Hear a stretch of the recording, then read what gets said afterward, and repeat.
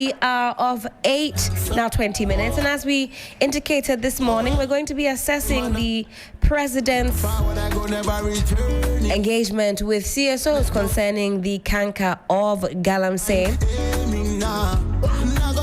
And we're going to be talking with some prominent voices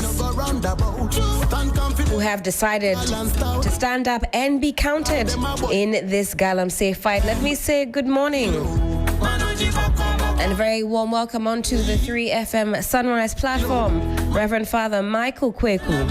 He's the Director, Peace, Justice and Governance, Ghana Catholic Bishops Conference. Rev, good morning to you. Very good morning to you and your listeners. I hope you're doing well.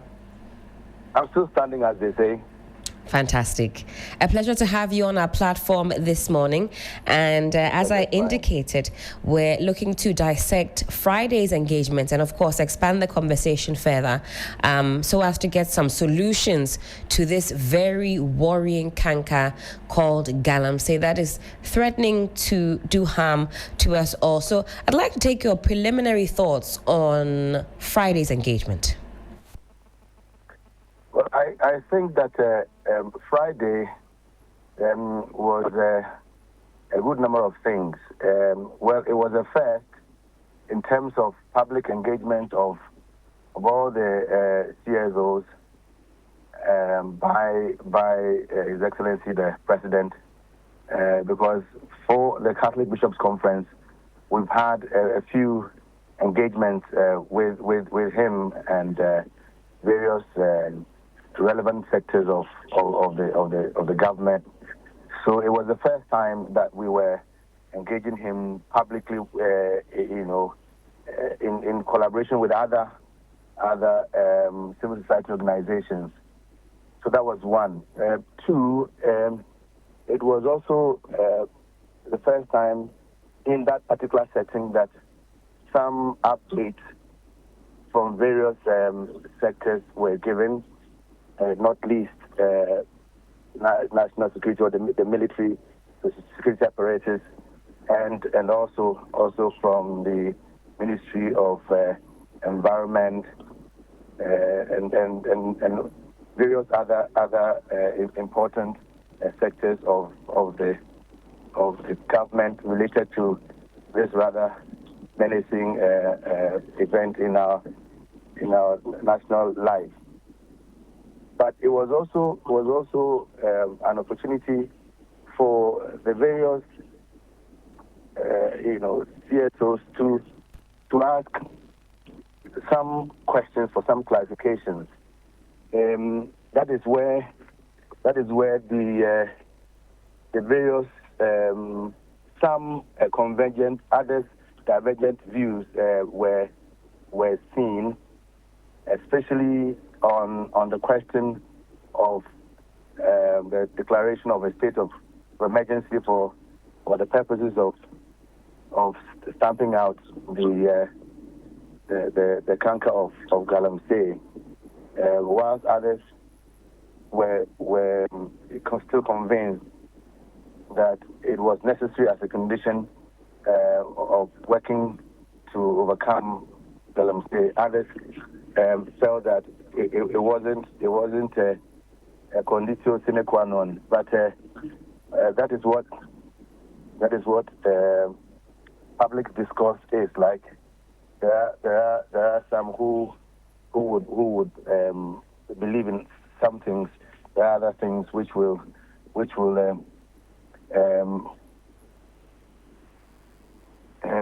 So for me, the divergent views were only indicative of how the issue itself is dividing, is divisive of societies. So that was what happened generally.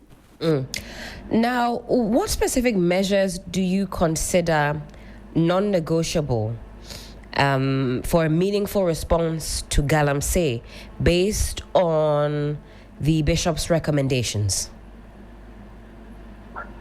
Well, I tell a few of your colleagues, anybody who cares to have a conversation on this, that in fact everything about it, if we wanted to be honest, is non-negotiable, because what we're dealing with is the very survival of our lives, of our people.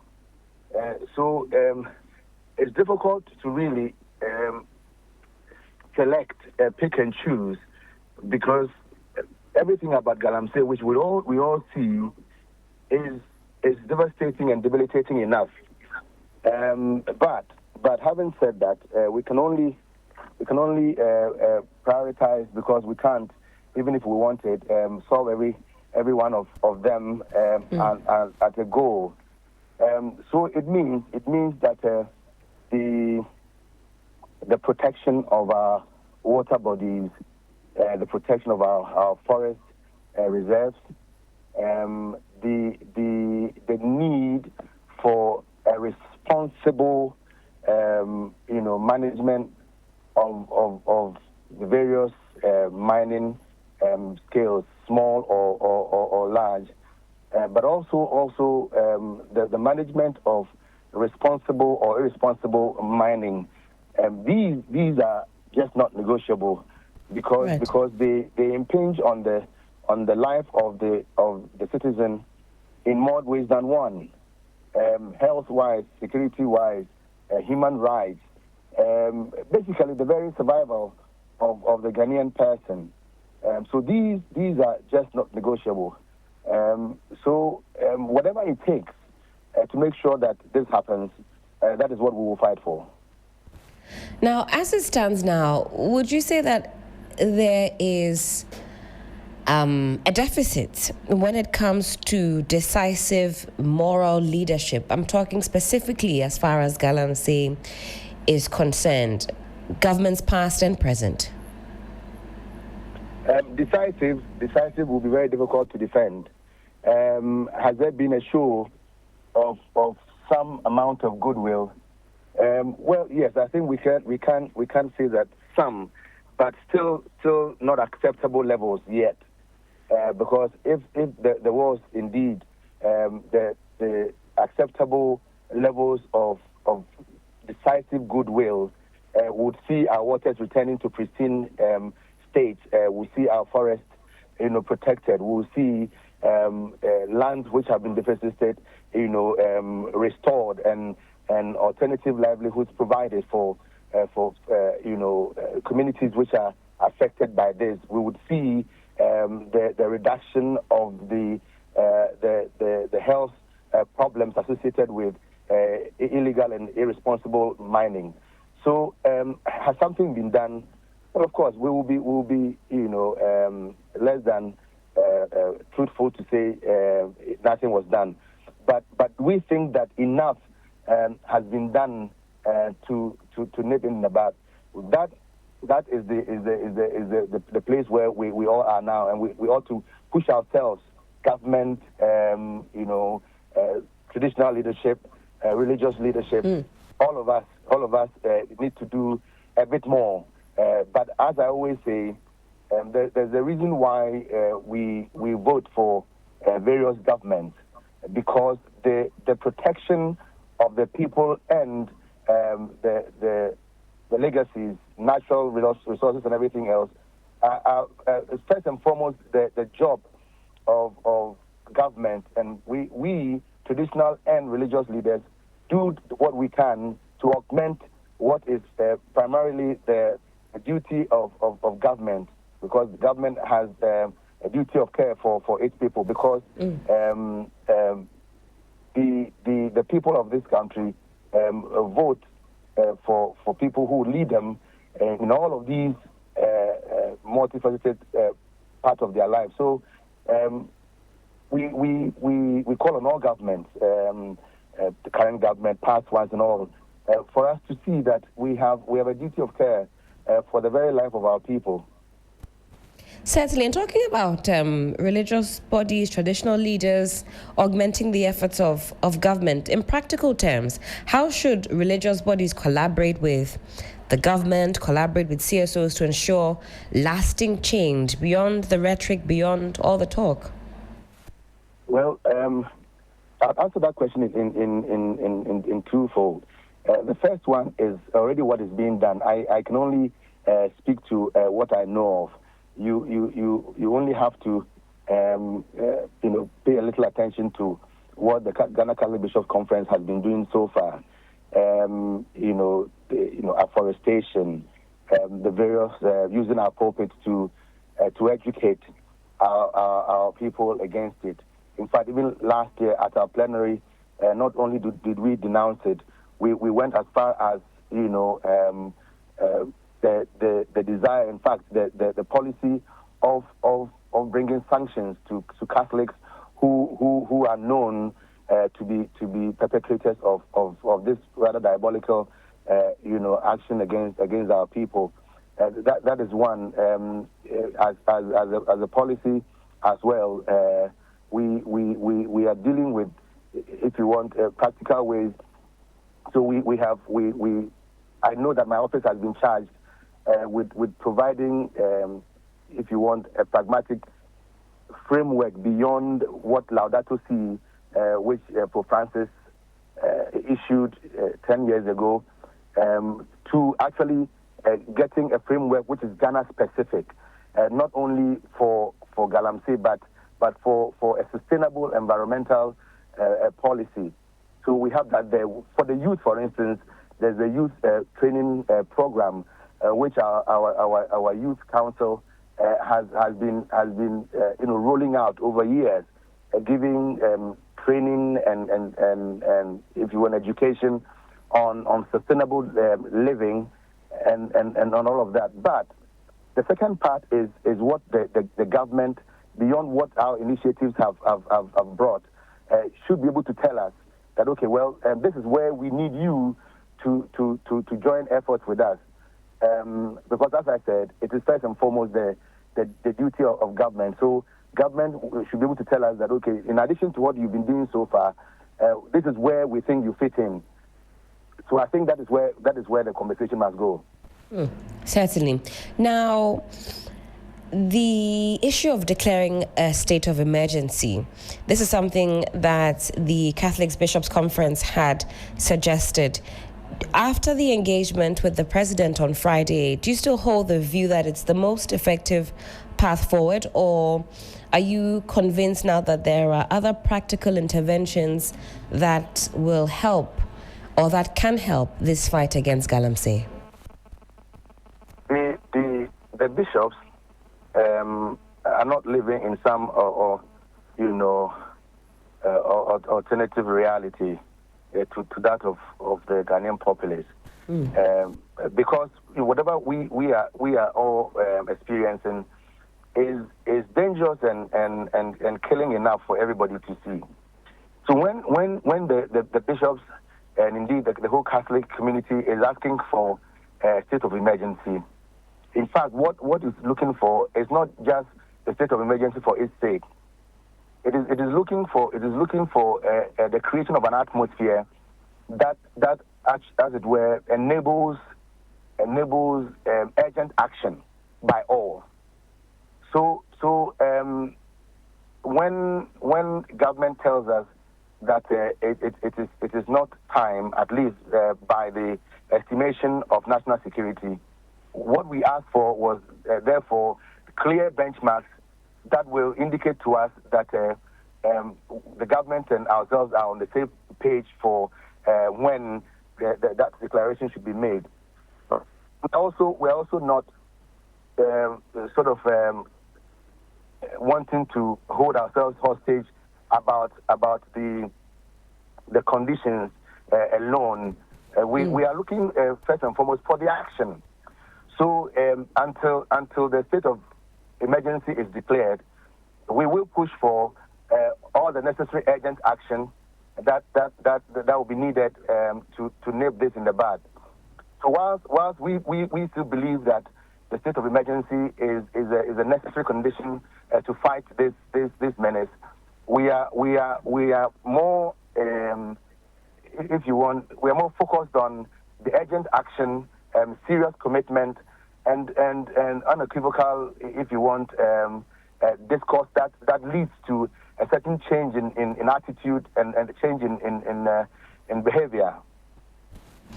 Certainly, Rev. I know you've got a busy morning. 2 more questions and then we can park it here. What risks do you see in politicizing environmental destruction as far as national discourse is concerned? It appears we can't have this conversation without roping in, well, this party did this and this party caused more damage and this party failed to perform and so on and so forth. What are the real risks if we carry on the conversation in that manner? I think that the risk is that it becomes a political ping pong when each political party wanting to either exonerate themselves or, as it were, blame the other, concentrate energies and strategies on just this rhetoric and not actually to solving the problem. So it distracts our focus from the problem to political, advantages, and that for us is a very dangerous, place to be. But also it shifts the conversation from it being a national crisis to basically an emotional and political capital game. But we're not looking for an emotional solution to a problem that needs very practical and pragmatic solutions. So we would beg all political parties and all Ghanaians to shift the conversation from the political blame game to owning this problem together, but also working together to find the solutions, because it's a Ghanaian problem. It is not just an NDC problem. It's not just an MPP problem. Nor is it the problem of just any particular political party. It's a Ghanaian problem. In fact, even if it were the problem of any particular political party, we Ghanaians want a solution to it for all of us, because it is all of us who are suffering. All of us who are going to eat contaminated food or drink contaminated water, or to have our various environment destroyed. So would rather Ghanaians own this problem together and found solutions together. That would be our call. Certainly. And finally, what do you say to the youth and local communities directly impacted by this Galamsey menace?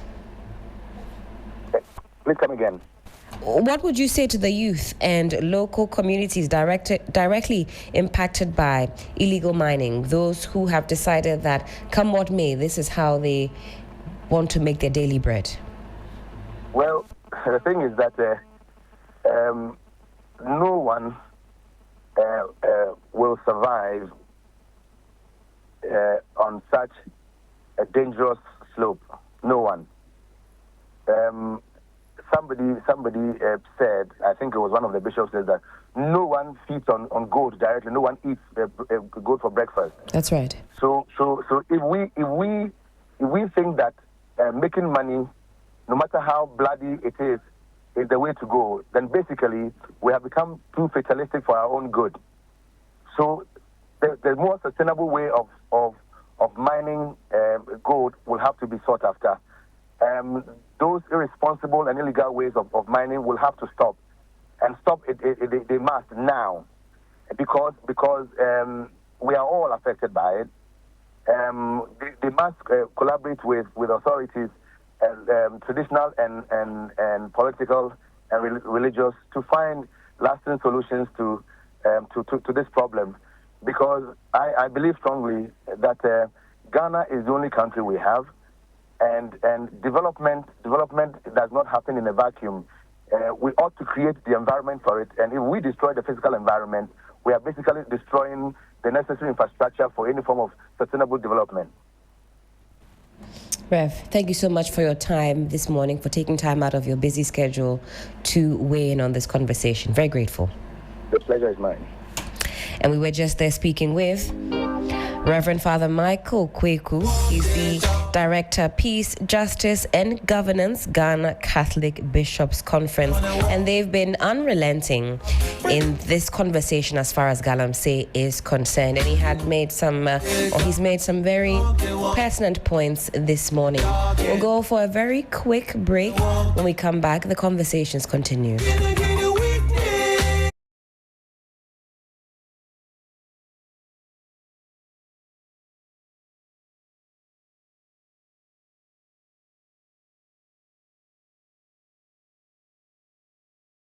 Viable enough reason for us to have to play it in the background, because on the subject of Galamsey, which we're continuing on this morning, most certainly there's a lot of fire in on the mountain for us here in the country. Railway lines and as well power transmission lines all coming under threat as a result of the activities of Galamsey. All throughout the weekend, the big conversations have been on that engagement between government and the CSOs.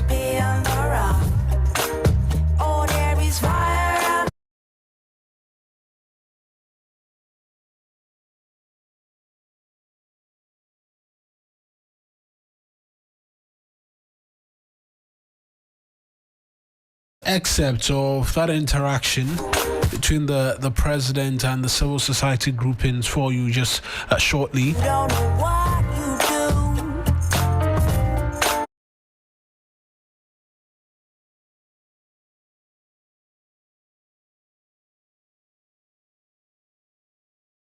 The Attorney General, in his address, amongst many other things, speaking to some of the arrests expected to be made, arrests which have been made, prosecutions which are supposed to come through. Let's hear from Dr. Dominic Ayeni briefly, and then we'll get onto the phone lines again. About illegal mining. So one of the things we have done is to review the Minerals and Mining Act. And I have advised the Minister for Lands and Natural Resources that the current state of the law is such that licenses and leases can be granted over the whole territory of the Republic of Ghana. That includes forests, that includes the territorial waters and the exclusive economic zone. So the first thing to do is for us to streamline the Minerals and Mining Act. And for instance, in respect of mining in forest reserves, we will put a provision in the statute, in the bill, when enacted, that will prohibit mining in forest reserves completely. And I have told the minister that one of the things we can do is to identify all the forest reserves and put them in a schedule attached to the bill and make it categorically clear that no license for mining activity or lease for the conduct of mining can be granted in respect of all the forest reserves attached to the statute.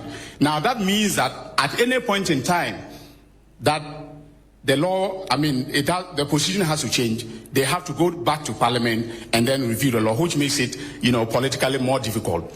Also, we have prepared an instrument that is LI 2505 in my office, and that will be laid in Parliament on the 14th. The Minister and I have agreed that on the 14th of October, when Parliament resumes, we'll lay that instrument to revoke the famous LI 2462, which is and so that's the Attorney General when he spoke as well. We'll hear him on some of the other matters, but let's bring in the President as well, because he spoke to the concern of a declaration of a state of emergency and the fact that National Security Council has not advised him to that the time is right just as yet. Let's listen to exactly what the President had to say with respect to a declaration of a state of emergency. So yes, let's fight the illegal mining, but at the same time, let's bring in the new technologies that allow us to be able to protect our environment. Now with the elephants in the room, state of emergency. Yes, I have the power to do it, but the President acts on the authority, not only on the authority, on the advice of the National Security Council. And as at now, this moment, the National Security Council believes that we can win the fight against Galamsey without a state of emergency. I want to assure you that the day they advise me otherwise, that boss, now we need a state of emergency, I will not hesitate in declaring a state of emergency. But we do still think that we have the powers to be able to win this fight.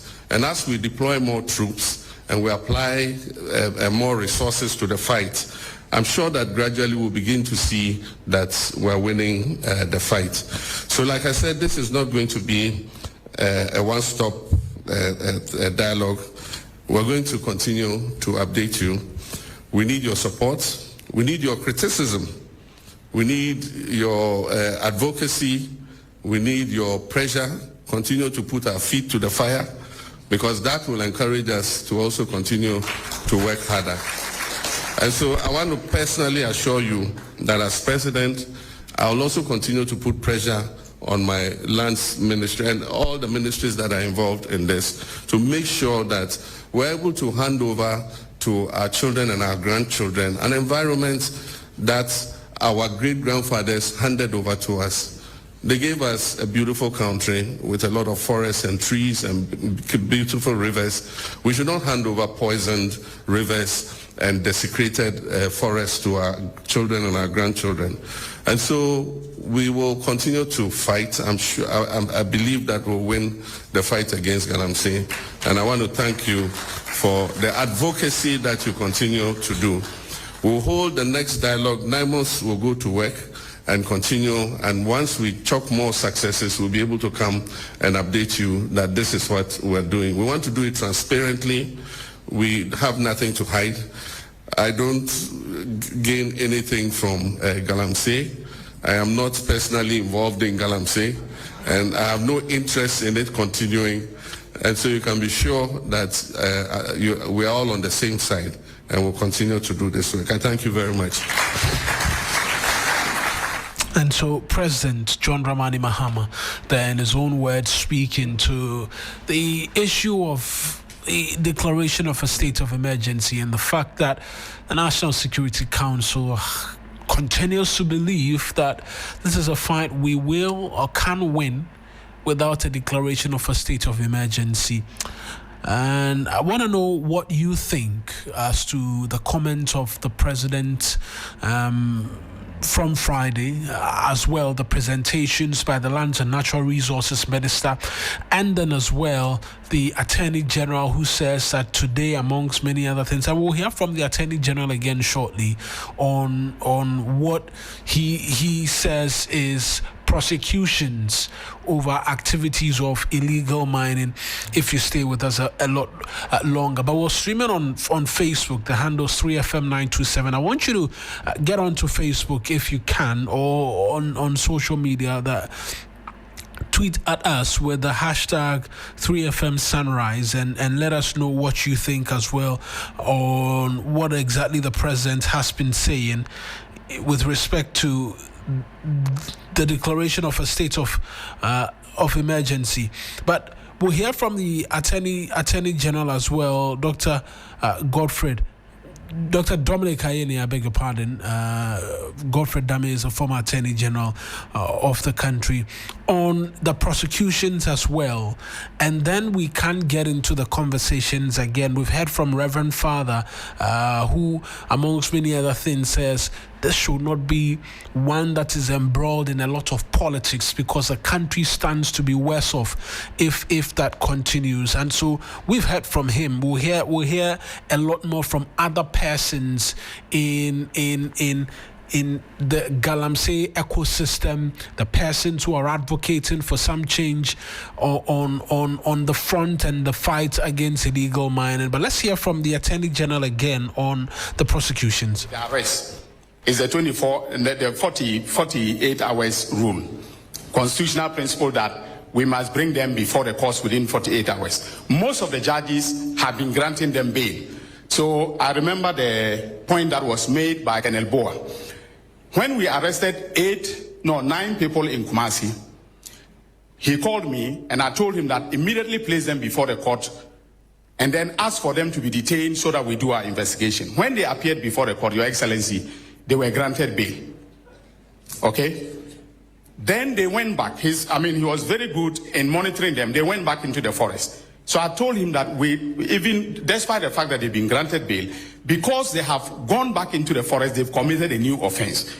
I asked him to arrest them, but to bring them to Accra, instead of placing them before a court in Kumasi.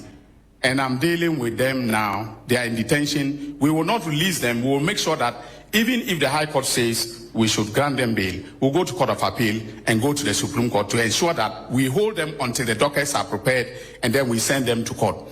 Currently, we have initiated prosecutions in 65 dockets. And Mr. President, there's a difference.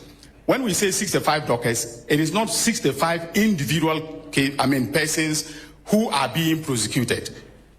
Some of them are more than 10. In fact, there is one case in the Western North. There are 28 minors that are involved in that prosecution. So the 65 dockets, by my calculation, contains about 600 persons that are illegal minors that are being prosecuted.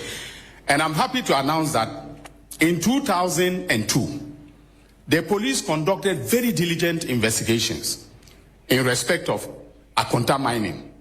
But the docket was hidden until we came to power. In fact, when we came to power and I started the investigation with the the Lands and Natural Resources Minister and the Forestry Commission, we were finding it difficult to get information. Subsequently, the police themselves owned up and presented the docket to my office 2 months ago. So as we speak, the charges against Chairman Wuntumi, Akonta Mining, and 5 others have been signed as I speak. Currently, we are waiting for him to be read his right to remain silent, etc. Before we've asked that he should be brought from, Kumasi. His lawyers asked that he should be brought on Tuesday, but I'm insisting that he should be here on Monday. If he doesn't come on Monday, I'm going to order for his arrest so that he'll be brought to Accra. His rights will be read to him, and then we can start the prosecution. 92.7. We have also put in place certain measures to ensure that the prosecution goes faster than normal. We have approached the Chief Justice, who has agreed to assign specialized courts for the prosecution of illegal mining cases. And I have laid before Cabinet on Tuesday. Cabinet will meet and approve the Public Tribunals Bill, which will go to Parliament on a certificate of agency.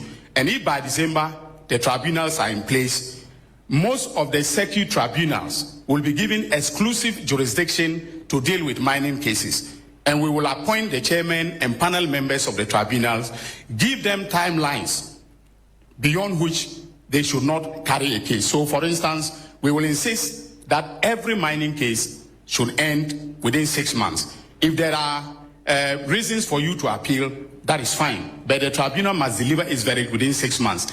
Currently, we don't have those statutory timelines in CI 47, that is the High Court Civil Procedure Rules. So I want Parliament to help me to put those timelines in the tribunal's bill so that the tribunals will do the cases very fast. So, Mr. President, this is where we are in terms of the legal steps. And as I said, law enforcement, regulatory reform is at the heart of what we are doing. And we will not spare any person, in terms of the accountability for their destruction of the environment. Thank you very much. Sunrise on 3FM.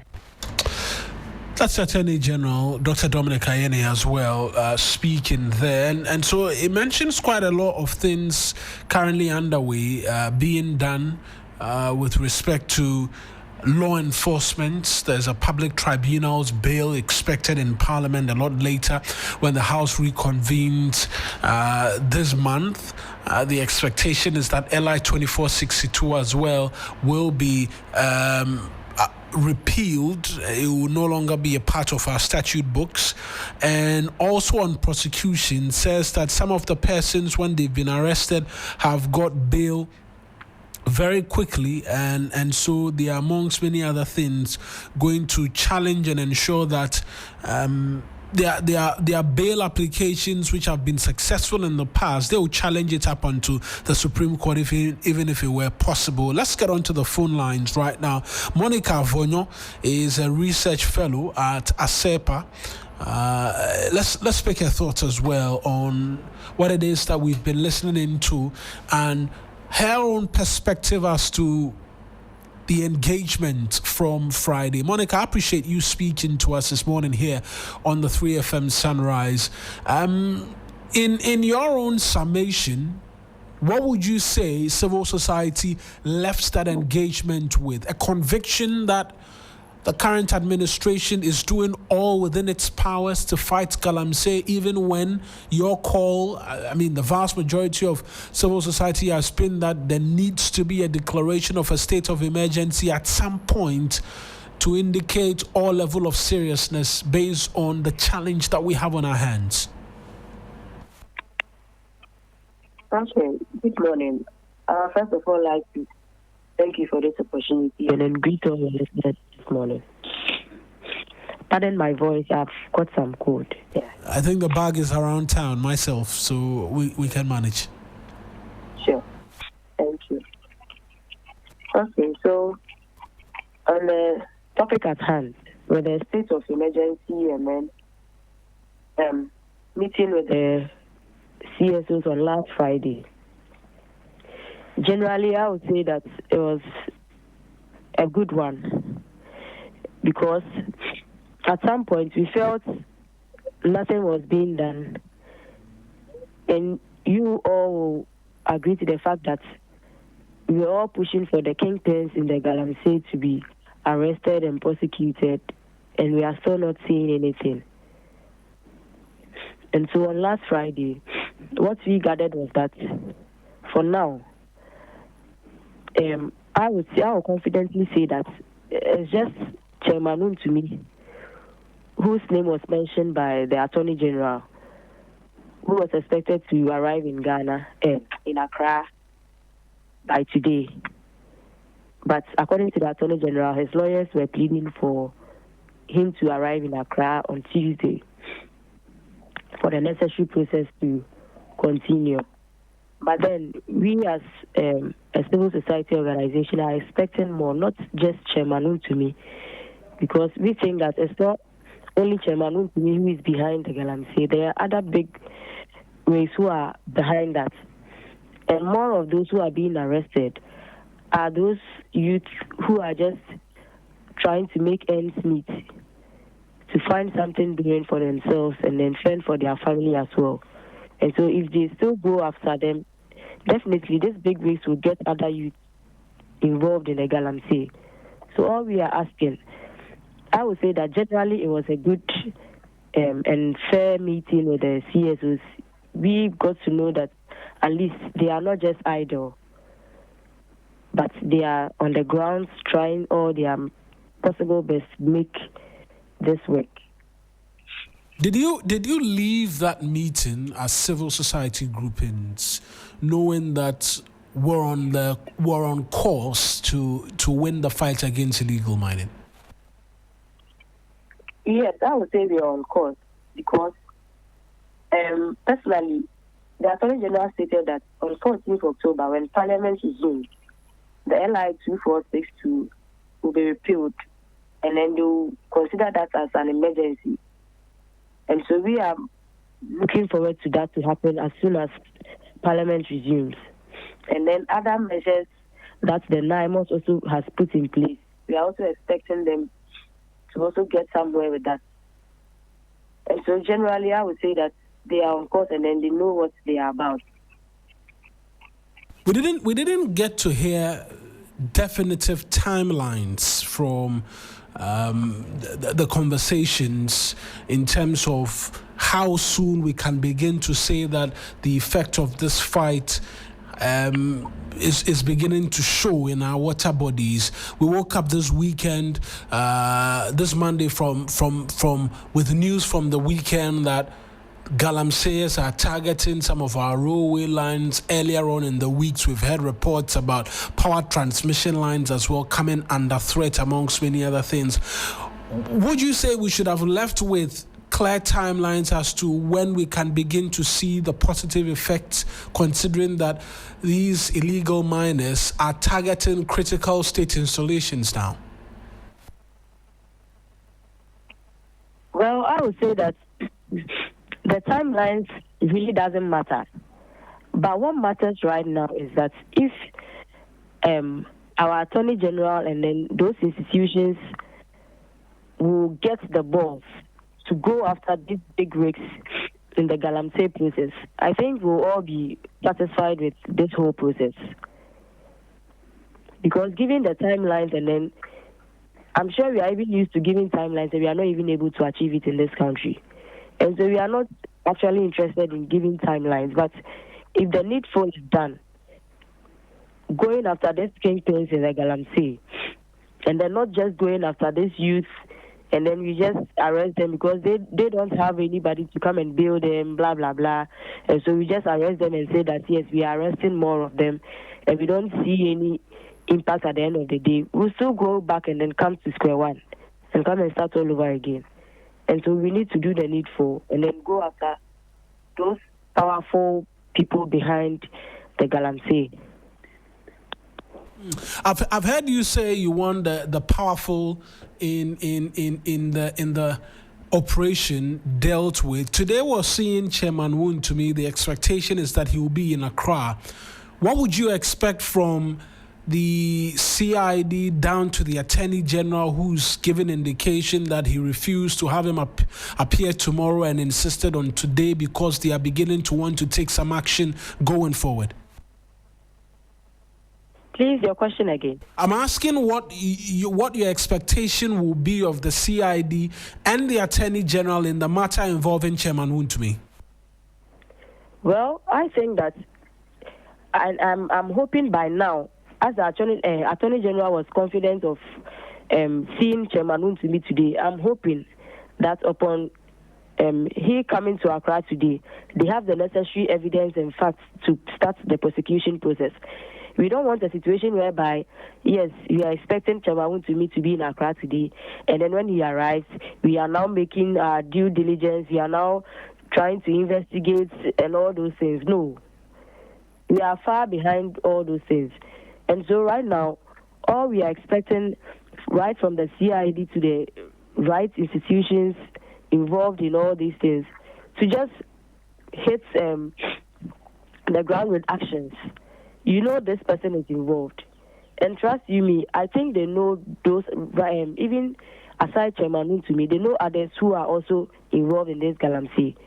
And so they should just push harder and then go after all those people, prosecute them, find the necessary evidence, and then whatever they need to be able to start their prosecutions right from today, so that we know that, yes, they are right on track with whatever we met on Friday.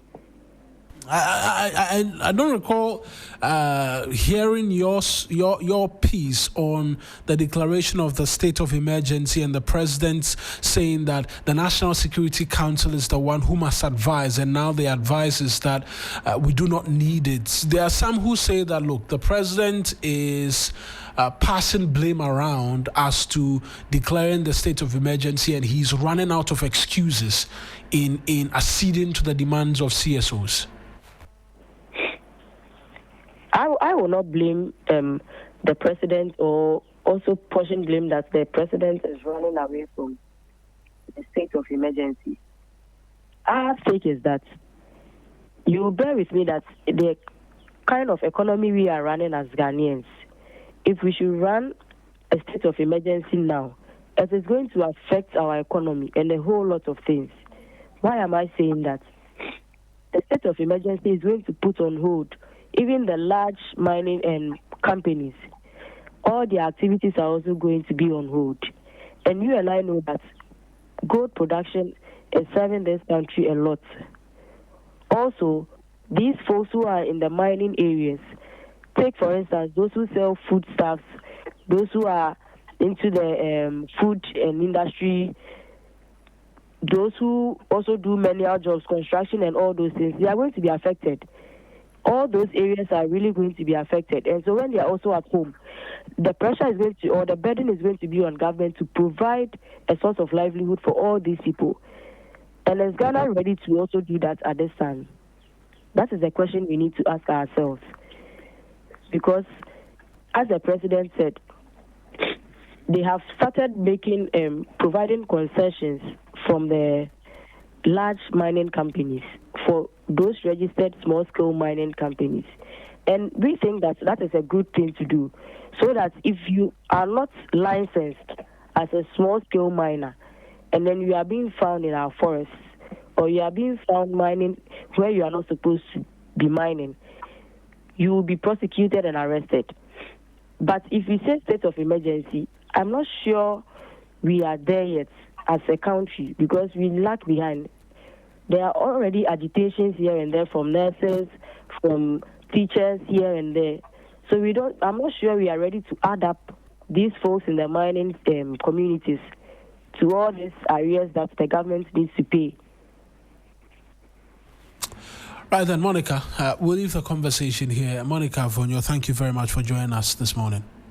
You're welcome. Thank you. That's Monica Vonyo. She is a research fellow at ASEPA as well, speaking to us this morning on the aftermath of that meeting between the president and civil society groupings on Friday.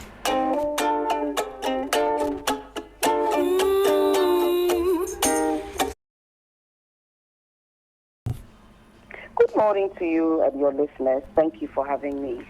Right. Were you at the presidency on Friday? I scanned on the screens, but I'm not sure I quite caught you as to whether or not you were there. Actually, I was there. I think I was the road just in front of Engineer Kenashik. Okay. Then perhaps when I was watching that, I was listening in part and not watching, and so I must have missed catching you on the television. I'm not quite sure I was captured, but no worries at all. Yeah, but from that engagement, what did you make of it? Have you left the Jubilee House more convinced that there is an actual fight, there's a fight that we're making progress in, and if we trust in the work which was presented to you, our water bodies, our forest reserves will be free of the activities of Galamsey? Well, I think all Ghanaians can see for themselves the state of the country, what is going on. We all know that our water bodies are being poisoned. As we speak, the Chanfans are still on the water bodies. As we speak, I believe the Ankombra and other rivers have still been diverted. Our forest reserves are still being decimated despite the efforts which we acknowledge are being made. We heard the recent report about how the poisoning of our water bodies has reached our farmlands, and some of our food is not safe for consumption, including consomme, depending on where it's coming from, and other food. So the situation is dire. Confanoche Hospital has told us that the number of kidney disease cases has gone up 4 times. So yes, it's a good thing for the presidency to meet with CSOs, and that is very good. But you can see that the numbers in the room, it was not really possible to have meaningful engagement. So now what we are saying is that thank you very much for hosting the meeting. It's a step in the right direction. But when the house is burning, what you need to do is to put out the fire. After the fire, you can discuss how best to go about things. But whilst the house is burning, we need to focus on putting out the fire. So what we would say is that we're looking for some benchmarks, defining benchmarks. The Ghana Coalition Against Galamsey has put out a press statement, and we're part of the coalition. So we want definitive benchmarks. The president has said that he hasn't received any advice that he should go for a state of emergency, but he will do so as a last resort. So we need to know what constitutes the last resort. Is it when, for example, 100% of our water bodies have been contaminated? We need to know what the benchmarks are. None were offered. And then we need to know the specific progress with the prosecution of the so-called kingpins, including those mentioned in Pompoate's report, those who were referred to Yoko, and those who we say are politically exposed. Some names have been given. Yes, we were told that on Monday, if I remember correctly, Chairman Wontumi will be charged. He's expected. He's expected at the CID today, if that's what you're referring to on the Monday. So that was a timeline given Monday. Thank you very much. Expected at the CID in Accra, and if he didn't come, they would know the steps to take. But apart from that, we're not giving any timelines. We've asked for fast-track courts to be established so that we can have swift justice, fair but swift. No timeline has been given for the establishment of the promised fast-track courts. We've also asked for key performance indicators so that we find out whether our MCEs, DCEs, police commanders are actually tackling illegal mining in their locality where it's endemic. If they are not, what are the consequences for failure? Let me say here that in Gemma, for example, where they have a very good chief and they have Father JB, Father Blay, they have made sure that there's no illegal mining in Gemma. And they formed JAGA, Gemma Anti-Galamsey Advocacy. There is no illegal mining there. They've managed to preserve their rainforest. And that's because the chief and the community under the leadership of Father Blay have come together. And we know as a fact that where the chiefs, the police, the MCEs and DCEs say no illegal mining, it's extremely difficult for illegal mining to thrive. So if the MCEs, the DCEs, police commanders are not doing what they're expected to do, what are the consequences? How long are they going to be given before they are either removed or whatever consequences will happen?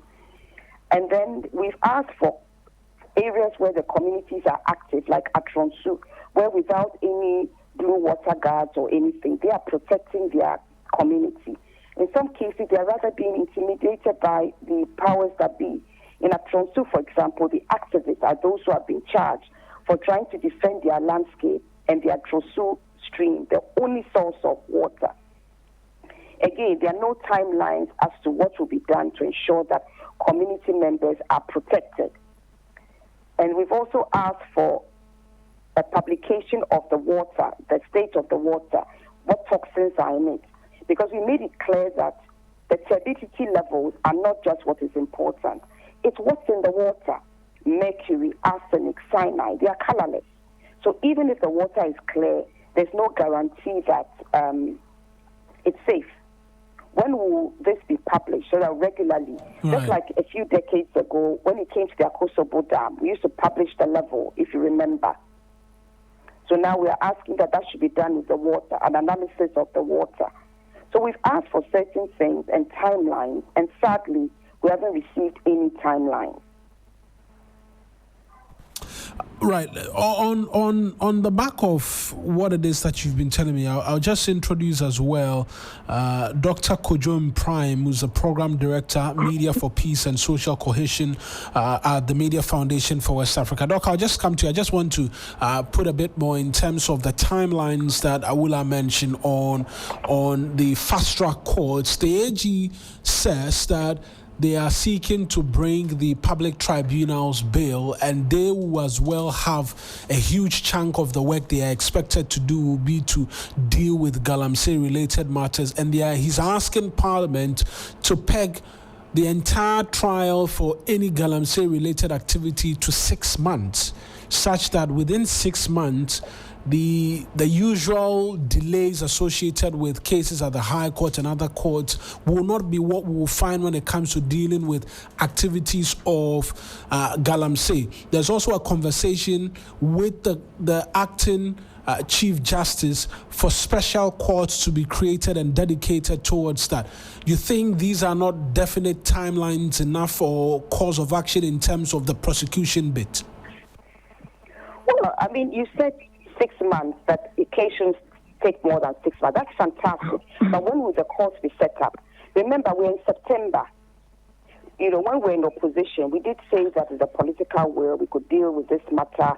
I think, if I'm not misquoting, some judge gave 4 months or some timelines were given. Now the narrative has changed. We're told that it's not a sprint, it's a process. Fair enough.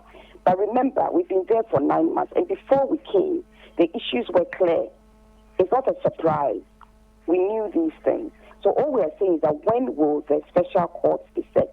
We know that when they are set, they will have a timeline. It should not take more than 6 months. That's fantastic. But when will the courts be set up? what we are saying is that good things were said, but we just want to know when that is going to take place. Because as I keep on saying, the house is burning, and we need to act swiftly if we are to put an end to this ecocide before we are all consumed. Now we have young children with kidney disease. That's not right. Right. I will just hold you now and bring in Doc. Doc, I appreciate you joining us as well this morning here on 3FM Sunrise. Quickly, for you as well, in terms of the outcomes from the meeting, particularly what some are saying that the president is throwing blame around as to not going head-on in acceding to the demand for a declaration of a state of emergency. We're hearing Awula say, what are these last resorts which will have us reach there? Hello, sir. Yes, can you hear me? Yes, but I didn't get a question that you were asking. I was asking what you made of the entire engagement, particularly on the president's justification not to declare a state of emergency. Some are saying he's throwing blame around amongst many others. Right. Thank you so much. Amasia was in the room last Friday, and let's also put it here that the declaration of state of emergency is one of the solution spectrum that we can explore, even though we did not have consensus on the state of declaration of emergency. Some say we should go for it, others say we shouldn't. But the president nailed it down and said he can only do so when he's advised on the security perspective whether we should go for it. But beyond that, are other critical solutions that we need to deal with this. For me, I'm praying that we don't get to what I called environmental cuts. We have been in this country where we saw malfeasance, how we have mismanaged the economy, and we all sat and did very little. When I say we all sat, I'm referring to political authority and who are in the realm of affairs. Then we got to a level where we all have to have what we call head cuts. We are getting to that level now that, in my view, if we don't really deal with this issue head on, we're going to have stress and environmental stress, water stress, and all that you can describe. One of the solution spectrum, in my view, is having political commitment. When I say political commitment, we know the president has declared he doesn't have any personal interest in this. But if you go beyond personal interest, the bigger question on the table is political interest and financiers and other players within the value chain of illegal mining.